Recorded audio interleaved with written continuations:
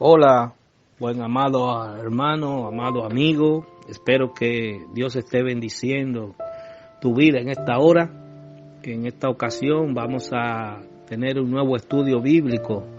Vamos a hablar de la palabra de Dios. En este día vamos a hablar sobre la autoridad de las Escrituras. Vamos a ver cómo la Biblia representa el libro que tiene la autoridad para conectarnos con Dios. Vamos a ver que la Biblia es la inspiración divina. Vamos a poder comprender cómo Dios de alguna manera inspiró a hombres y mujeres en la historia y organizó de una manera extraordinaria unos textos que luego se reunieron y vinieron a conformar lo que hoy conocemos como la Biblia, y vamos a estudiar qué autoridad tiene esa palabra en nuestras vidas.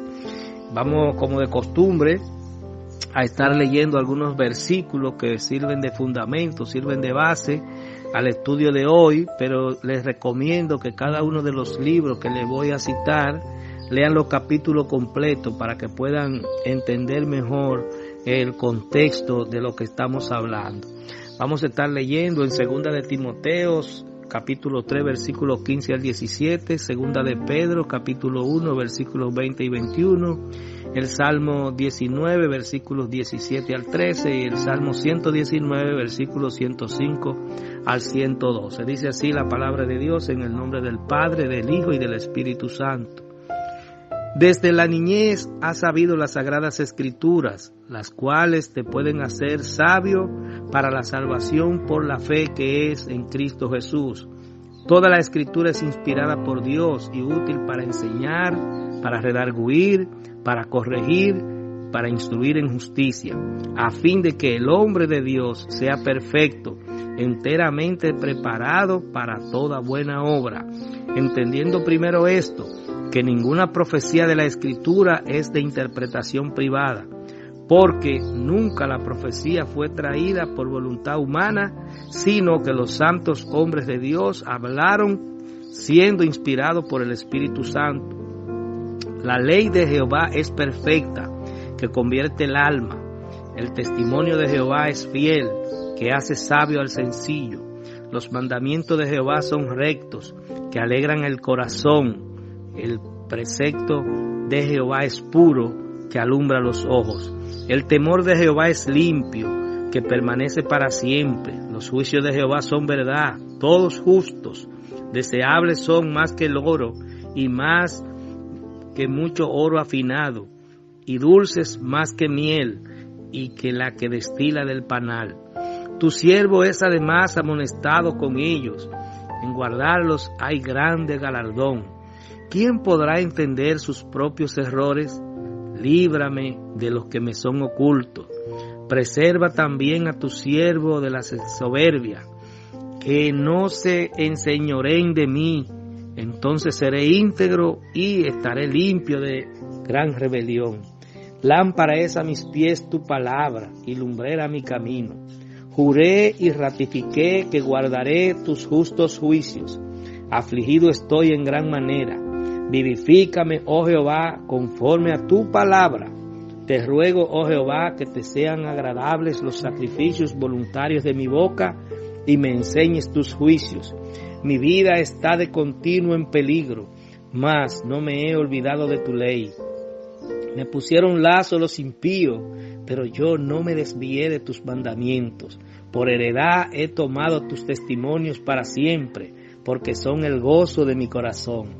Mi corazón incliné a cumplir tus estatutos de continuo hasta el fin. Eso lo dice el salmista, ¿verdad?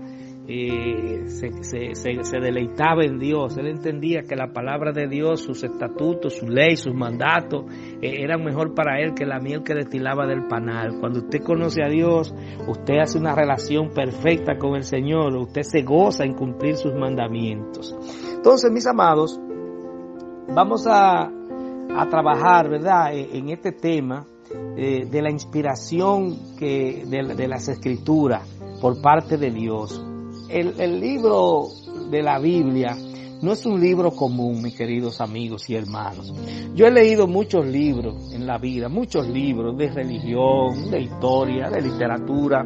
Ningún libro había surtido algún efecto tan especial en mi vida como lo ha surtido la Biblia. Yo recuerdo que en mi juventud, buscando conocimiento, yo leí el Bhagavad Gita, que es el libro de la sabiduría hindú. Yo leí el Corán, que es el libro de referencia que le sirve de fundamento a los musulmanes. Uno buscando, ¿verdad? Buscar conocimiento, buscar cosas. Y ninguno de esos libros a mí me tocaron, me llegaron. Sin embargo, la Biblia es un libro que la he leído 4 veces y cada día la leo y voy inspirado buscando más. Siempre veo que me hace falta más. Y es el único libro, dice una pastora amiga mía, que usted siente la presencia del autor cuando usted lo está leyendo. Eso es increíble, pero es real, mis amados. Cuando usted experimente, cuando usted tenga una experiencia con el Señor, que usted tenga una relación buena con Dios, usted va a sentir la presencia del Espíritu Santo hablándole, tocándole. Usted se va a engranojar, va a sentir que hay algo especial en ese libro, que usted no lo va a encontrar en ningún libro, y es precisamente porque es la palabra de Dios, porque ese libro es vida. La Biblia es vida, mis amados. Eso no es un libro muerto, eso no es un libro cualquiera. En la historia han pasado millones y millones de libros y los autores pasan y se van, pero óigame, esta escritura, su autor permanece para siempre, porque es el creador de la historia, porque es el creador del universo. Es Jehová de los ejércitos, el creador de este libro, que tuvo unos 40 autores en un lapso de tiempo de unos 2000 años, y usted se encuentra que hay una continuidad entre un escritor que escribió hace 500 años con el que escribió luego 500 años después. Entonces hay algo tremendo, hay una correlación. Es importante que tengamos pendiente, porque usted podrá decir, bueno, ¿y quién dice que la Biblia es la palabra de Dios? Pues Dios inspiró hombres a principios del siglo II, siglo III, por ahí. Se reunieron varias gente que le temían a Dios y eran estudiosos de Dios, y Dios permitió que hicieran una recopilación, y una de las condiciones para que esos libros pudieran pertenecer a lo que se llama el canon, al conjunto, ¿verdad?, de esas reglas, tenía que ser que uno estuviera relacionado con el otro. Entonces, sobre ese fundamento, sobre esa base, es que se conforma la Biblia. Pero lo importante es, para usted comprobar que es un libro de Dios, es que usted la lea. Olvídese de quienes la recopilaron, todas esas cosas. Y enfóquese usted en leerla y buscar sabiduría en ella, que Dios va a tratar con usted. Dios va a convencerlo a usted de que Él es el autor de ese libro. Dice el 2 de Timoteo 3:16, que toda escritura es inspirada por Dios y útil para enseñar, para redarguir y para corregir, a fin de instruir en justicia. Todo ese conjunto es para enseñarte a ti, para que tú conozcas a Dios y sepas lo que Dios quiere contigo, pero al mismo tiempo para redarguirte, para reprenderte. Esa escritura te reprende cuando tú se hace algo malo. Ella te dice, oye, lo que está haciendo está mal. Ella es la que te identifica el pecado. Ella es la que te dice lo que está mal y lo que está bien. Entonces tú tienes que guiarte por ella. Tú tienes que empezar a ver qué ella quiere de ti, y a través del conocimiento tú vas entonces a ir perfeccionando tu vida hasta el punto que tú vas a llegar a una estatura de justicia, porque ese es el objetivo de la Biblia, que tú andes en justicia. Tú alcanzas la justicia y luego la santidad. Dios, en la primera manifestación que tuvo con los hombres, manifestó la justicia totalmente. El que mata a uno, hay que matarlo a ese. El que le saca una oreja, le quita una oreja a este, hay que quitársela a ese. Esa era la justicia de ese tiempo. Ahora, Dios entendió que aplicando la justicia, los hombres seguían siendo malos y seguían haciendo cosas malas. Entonces, por eso Él decidió mandar a su Hijo y entonces tratar a convencernos a nosotros por vía del amor. de que si alguien te hace un mal, tú le hagas un bien, de que venzamos con el bien el mal. Tenemos que vencer el mal con el bien, haciendo el bien.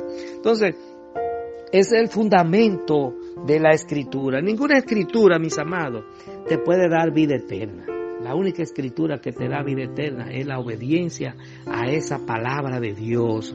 Hay muchísimos dioses, hay muchísimas religiones, mis amados, pero hay un solo Dios verdadero. Usted puede estar entreteniéndose que un santo, que san qué sé yo quién. Mire, hermano, mire, amigo, no le ponga caso a nada de eso, que nada de eso es real. Esas son creaciones de hombres, creaciones de religiones para mantener a la gente enredado en cosas. Agárrese de Cristo, agárrese de Jesús, lea la Biblia y empiece a comprender ese misterio. Pídale a Dios que le revele el misterio de la salvación, porque esto no es algo sencillo, mis amados, es algo misterioso. Usted poder desconectarse de lo que es esta vida humana y empezar a explorar lo que es la vida espiritual, para usted comenzar a aprender, a conocer qué es lo que se está moviendo en los aires, qué es lo que hay más allá de esta respiración que nosotros tenemos, de esta vista que tiene un límite, ¿verdad? Hay algo más allá y usted puede conseguirlo profundizando en las escrituras. Entonces, el Señor lo que quiere es que nosotros aprendamos de Él, que lo conozcamos, que iniciemos una relación con Él que nos permita obedecerle, como el salmista David se gozaba en Dios, que nosotros nos gocemos en su palabra y que nosotros reconozcamos que esa palabra es inspirada por Él, que Ezequiel, Daniel, David, que todos esos profetas que escribieron en la antigüedad, así como los que escribieron en el Nuevo Testamento, luego de Cristo, ¿verdad? Que entender que todos fueron inspirados por Dios, fueron gente que fueron transformados, que fueron cambiados, que sostuvieron una relación con Dios espiritual, que conocieron lo que significa el reino de la tierra, el reino de los hombres y el reino de los cielos, que entendieron qué es lo que ha venido pasando a través de la historia y que como Dios, Él mismo se hace hombre a través de su Hijo y viene a salvar a la humanidad. Eso requiere de un conocimiento, eso requiere de una profundización. Entonces, todo esto es por fe, mis amados. Todo esto es por fe. Usted puede llegar a ese conocimiento por fe, creyendo. Usted empieza a usar la fe.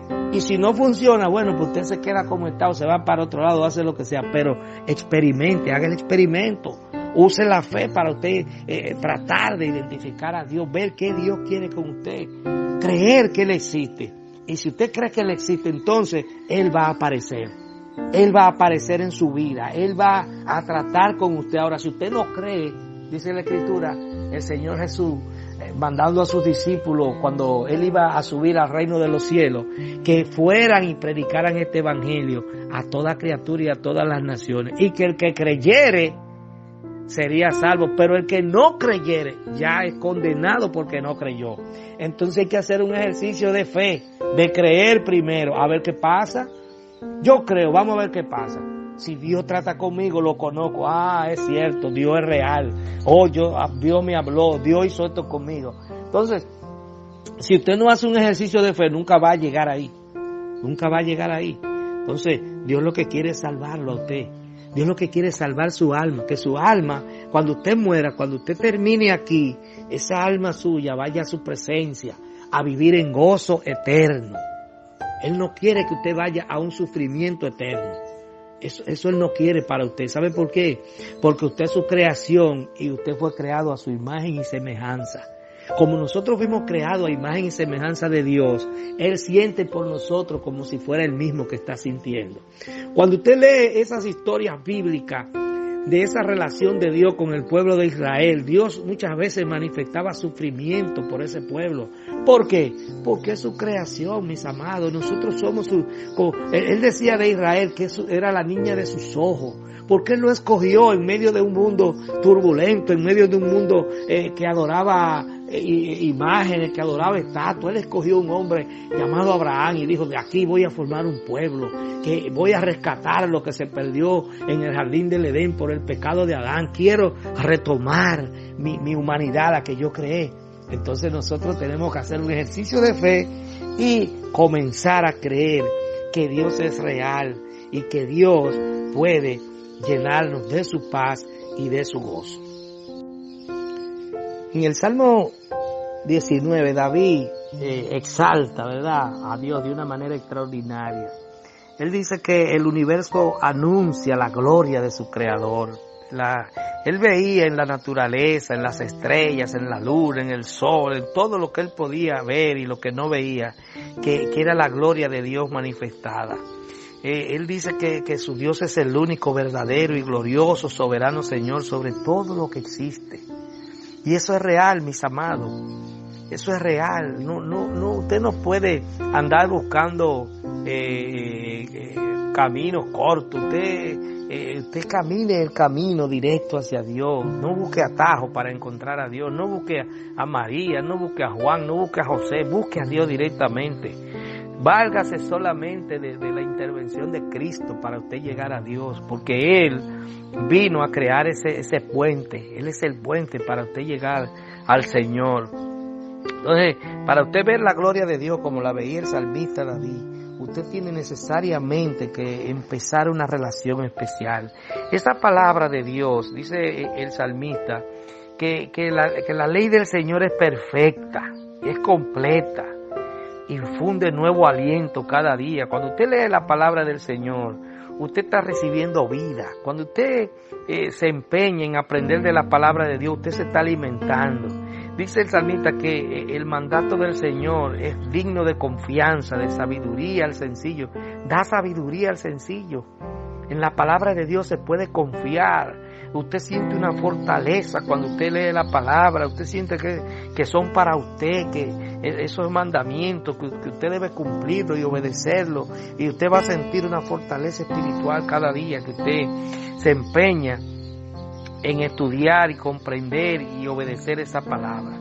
Dice que los preceptos del Señor son rectos y traen alegría al corazón, dice el salmista en el Salmo 19. Usted sabe que usted leer algo que le produzca alegría al corazón, en medio de tantos problemas que hay en este mundo, que usted ve la televisión y usted lo que siente tristeza por todas las cosas que están ocurriendo. Usted ve la gente que no tiene amor, la gente se está matando uno con otro. Sin embargo, usted tiene un refugio en la palabra de Dios. Cuando usted se encierra a leer la palabra de Dios, diciéndole: Señor, yo quiero que tú me reveles tu misterio, quiero que me reveles tu palabra, quiero aprender de ti, revélateme en el silencio de la noche, quiero oír tu voz. Y de repente le va a ocurrir, y usted leyendo su palabra va a entender que Dios le está hablando a través de ella y le va a traer alegría a su corazón. Entonces, dice él que el mandamiento del Señor es claro, da luz a los ojos. Cuando nosotros estamos cumpliendo con el Señor, cuando estamos obedeciendo, vamos a ver todo con claridad, mis amados. Las palabras tienen un efecto práctico en nuestra vida.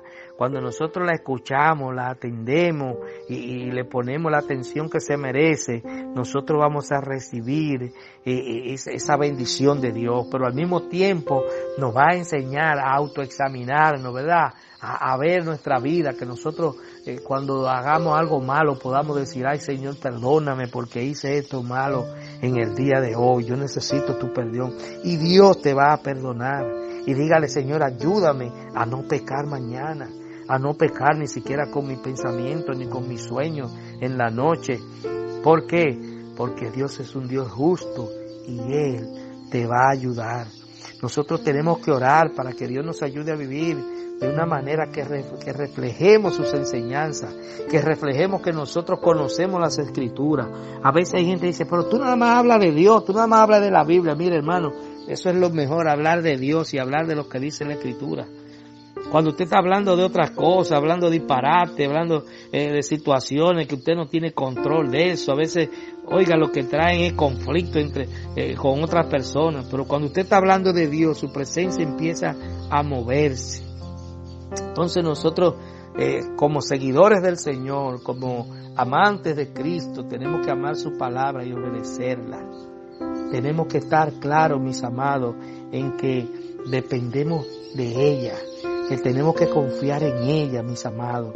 Ellas son las que nos traen la luz. Ella dice que son lámparas a mis pies y lumbrera a mi camino. O sea, en tu camino por la vida, que tarde o temprano llegará a la muerte, cuando tú tienes esa palabra en tu mente y en tu corazón, ellas te van a alumbrar todo. Mientras otros van a estar preocupados por lo que está pasando, tú vas a estar en paz. Mientras otros van a estar pensando, ay, si me muero mañana, ay, yo no me quiero morir. No, hermano, el Señor te llena de su paz y dice que si muere en Cristo es ganancia. Si morimos estando en la comunión con el Señor, vamos a ganar. ¿Sabe por qué? Porque ya todos los sufrimientos que nosotros tenemos en esta tierra se van a acabar. Nosotros vivimos aquí, son espacios buenos y espacios malos. Tiempo de refrigerio y tiempo de angustia.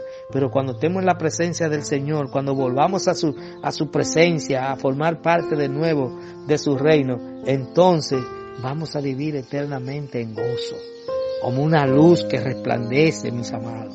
Entonces, nosotros tenemos que hacer que la palabra de Dios se cumpla en nuestras vidas y ayudar a otros a que se cumpla en ellos, que ellos puedan entender este misterio, que estas palabras tienen un valor increíble, un valor que no puede ser medido, mis amados.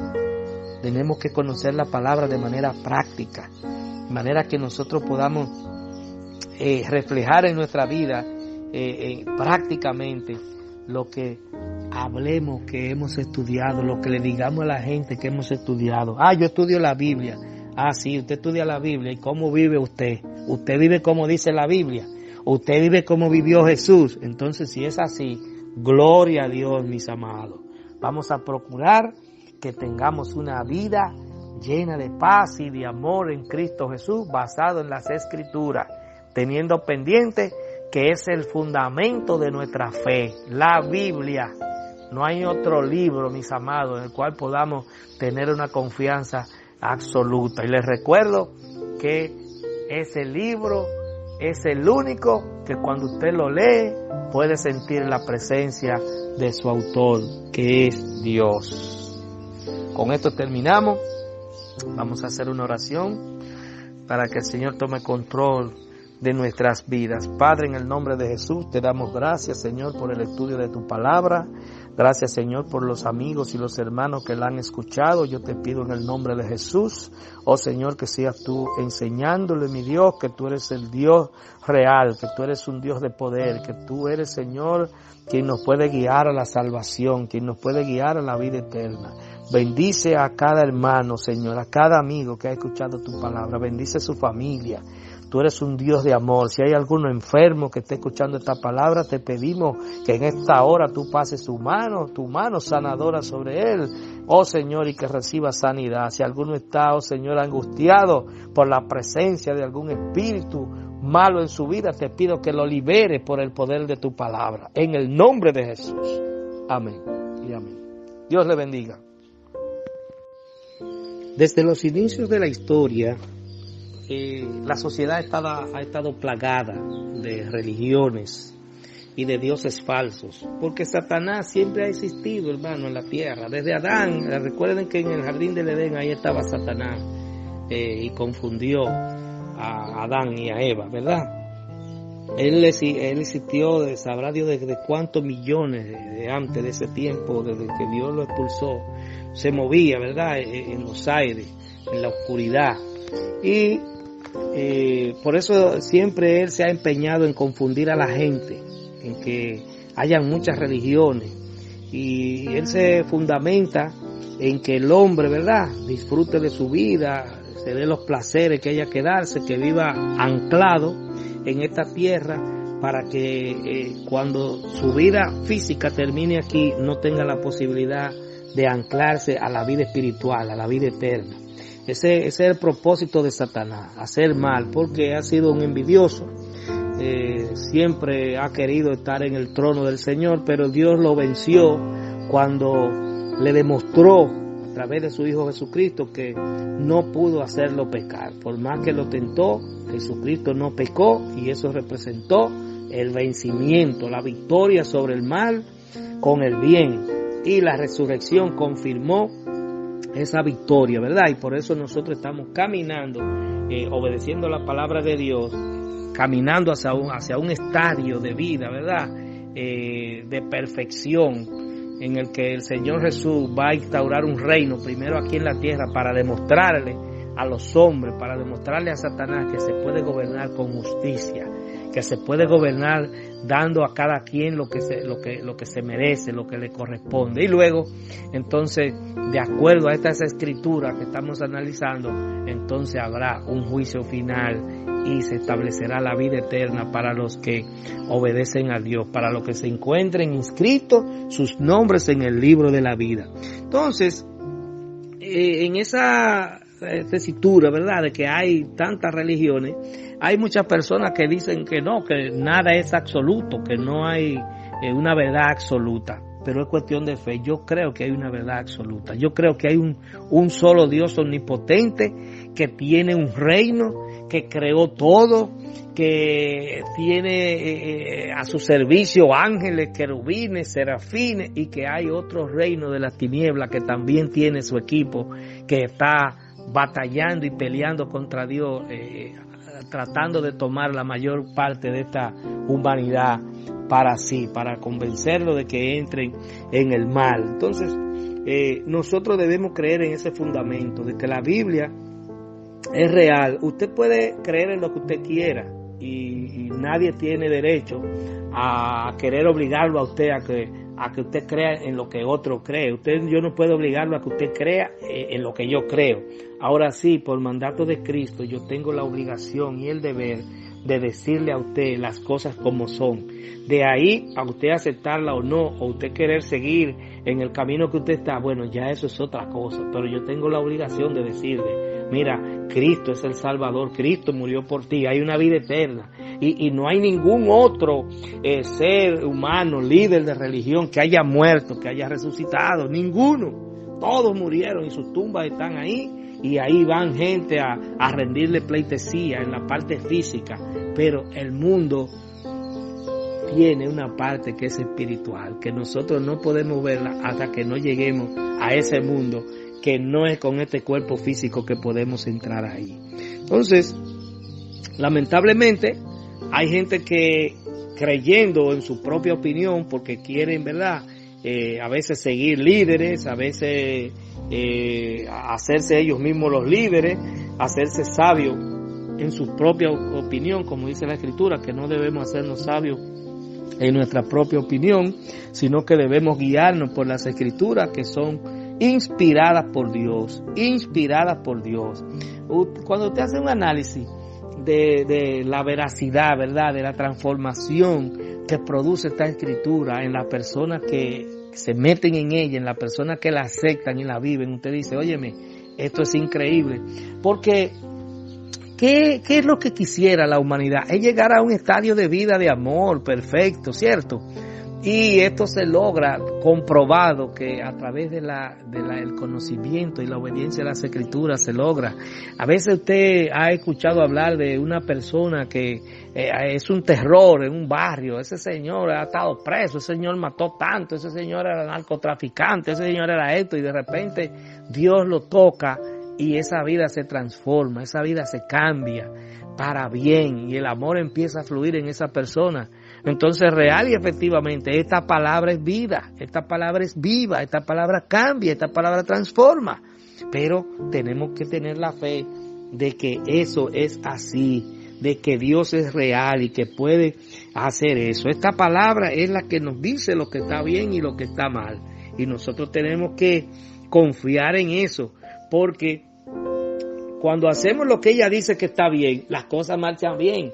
Y cuando hacemos las cosas que ella dice que está mal, las cosas marchan mal. ¿Y qué es mal? Un estado de ánimo o de situación psicológica que es insoportable para usted, que a usted no le agrada. ¿Qué es bien? Lo que todo el mundo desea, estar bien, estar en paz, estar en gozo. Entonces la Biblia me proporciona esto. Otros libros no me proporcionan esto. Yo conozco personas que son ateos y ellos no creen en Dios, pero creen en unos principios, no, yo esto, aquello, pero al final son infelices. Al final tienen que estar tomando alcohol para tratar de saciar una sed que ellos no saben de qué es. No saben de qué es, pero quieren tomar y fuman y aquello, porque le hace falta lo más importante que le puede faltar a un ser humano, y es la presencia de Dios en su vida. Cuando la presencia de Dios no está en tu vida, está la presencia del otro. Y el otro, dice la Escritura, que vino a matar y a destruir. Cuando una persona se suicida, hermano, mire, el mismo Satanás que lo inspira a suicidarse. Cuando usted tiene a Dios, usted quiere vivir, quiere estar en salud, quiere darle vida a otros, quiere ayudar a otros. Pero cuando está el otro no, cuando está el otro hay mucha ansiedad. Cuando está el otro hay problemas. Usted como que no encuentra camino para nada. Entonces, el apóstol Pablo revela la enseñanza de Timoteo. Timoteo, dice el apóstol Pablo que fue enseñado desde niño en la palabra, fue instruido en la palabra. Él vivía con una abuela llamada Eunice. Entonces, Timoteo lo que aprendió vino y lo reflejó ya en su adultez, siendo joven, pero adulto, ¿verdad? Entendió la verdad de la palabra de Dios y entendió de los falsos maestros que se movían en aquel tiempo. Entonces, las escrituras son la principal o única fuente de inspiración para el cristiano. El cristiano no tiene que andar buscando ninguna otra literatura. Los grupos religiosos que han surgido del cristianismo, que se han inspirado en otra literatura de un profeta que surgió en tal tiempo, casi siempre han incurrido en error y han incurrido en violación a la palabra, han entrado en contradicción con la palabra. ¿Por qué? Porque se están haciendo sabios en su propia opinión. Si en estudios anteriores yo recuerdo que les hablaba a ustedes de los casos, ¿verdad?, de los falsos maestros, de los judaizantes, que ellos querían imponerle a los nuevos cristianos, los que habían aceptado a Cristo, que tenían que cumplir con ciertos ritos de la ley que ya Jesucristo había dejado sin efecto. Su sangre derramada en la cruz del Calvario nos libró de todos esos sacrificios. Ya nosotros no tenemos que hacer esas cosas que hacía el pueblo judío. Ya nosotros lo que tenemos es que amar a Dios sobre todas las cosas y amar a nuestro prójimo como a nosotros mismos. Y dice la Escritura que si nosotros amamos a nuestro prójimo como a nosotros mismos, no le vamos a robar, no le vamos a matar, no le vamos a quitar la mujer, no le vamos a hacer nada que le haga daño, porque nosotros lo que queremos que nos hagan a nosotros no se lo vamos a hacer a los demás.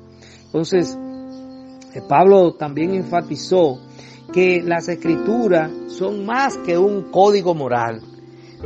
Cuando usted estudia los grandes filósofos, ¿verdad?, que crean los sistemas políticos y las ideologías políticas occidentales, Sócrates, Platón, ellos plantearon códigos morales, códigos de ética, y usted ve que esos códigos de ética tratan de implementarlo a través de los gobiernos, y resulta que lamentablemente los que lo implementan son más corruptos que a los que ellos están dirigiéndoselo.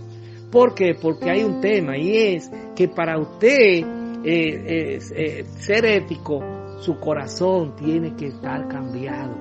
Para usted actuar conforme a la moral, eso tiene sus límites. Si su corazón no está cambiado, si usted no tiene un conocimiento real de Dios, si usted no le teme a Dios, lamentablemente es difícil que nosotros, por un simple escrito de alguien que se inspiró a decir, ¿verdad?, lo que había que hacer, nosotros nos guiemos.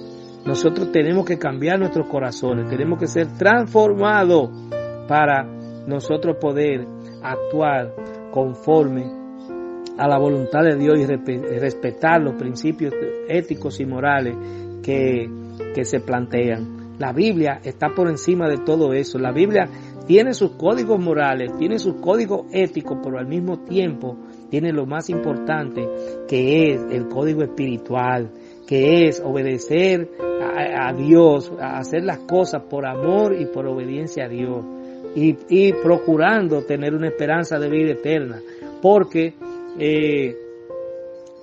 usted, por ejemplo, chequea las leyes penales, tienen una consecuencia en el mundo secular, pero la violación a la ética y a la moral no tiene ninguna consecuencia, sino que es algo, ¿verdad?, voluntario. Eso es como una sustituyendo la religión. Yo tengo mi propia religión, yo tengo mi propio principio ético, ¿verdad? Entonces, eso no se penaliza. Si usted violenta eso no se penaliza. Usted comete fornicación, usted comete adulterio, eso no se penaliza para nada. Usted es un borrachón, eso no se penaliza para nada. No importa el daño que le haga a su familia con su actitud. Entonces, en la vida cristiana, nosotros, si fallamos, si nosotros violentamos esos principios, corremos el riesgo de que nuestra alma se pierda. Y nosotros, nuestra lucha, nuestra fe está enfocada en hacer las cosas bien, ¿verdad?, por amor, pero tenemos un deseo, tenemos una esperanza, un propósito, un objetivo, y es de vivir eternamente con el Señor en gozo y paz. Entonces, tanto en el Antiguo Testamento como en el Nuevo Testamento, las Escrituras plantean todos esos principios que nosotros debemos cumplir. Entonces, Dios es el autor de esta palabra, y como Dios es el autor de esa palabra, nosotros somos sus hijos y estamos obligados a obedecerla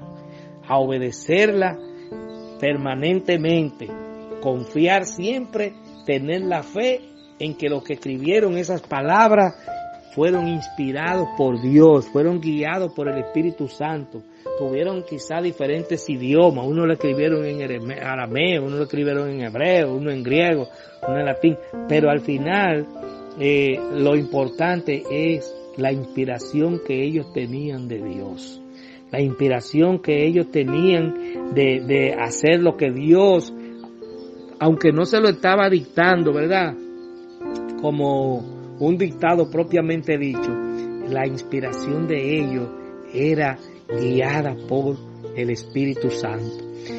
El fundamento de las Escrituras, nosotros todos sabemos, ¿verdad?, que son los 10 mandamientos. Y cuando vemos la historia de cómo se escriben los 10 mandamientos, o más bien el ambiente en que esos 10 mandamientos se producen, dice la Escritura que es el mismo Dios que lo escribió en piedra con su dedo. Entonces, para poder recibir eso, Moisés tuvo que durar 40 días en el monte Sinaí esperando eso, que Dios le escribiera esa ley de leyes, esa constitución del pueblo de Israel. Entonces, mis amados, tenemos que ser bien conscientes de que esa palabra tiene su origen, fundamento en Dios, en un ser poderoso, divino, que no lo podemos ver, pero que siempre ha existido y es desde siempre y para siempre.